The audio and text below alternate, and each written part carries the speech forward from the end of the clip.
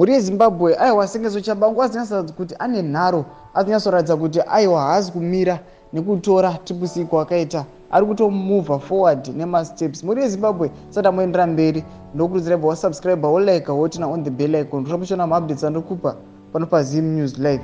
Nekuti Sengezo Tshabangu anouya achinyora achiti we're in the process of finalizing our constitution and soon we will be headed for a congress. We will never leave our elders. No one will be left behind. Experience is the best teacher, and we will overcome all these fly-by-night pseudo-democrats masquerading as change champions asambe.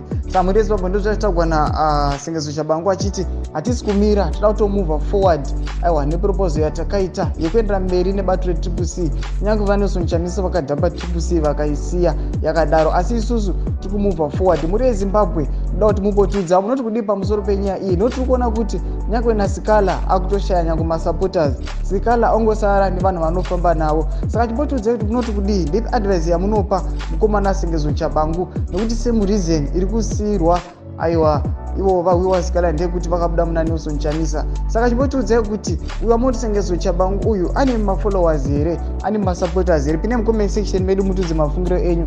Musakangana kusubscribe, kulike, kuchinotina on the bell icon. Tamuchiona maupdates andokupa pano paZim News Live.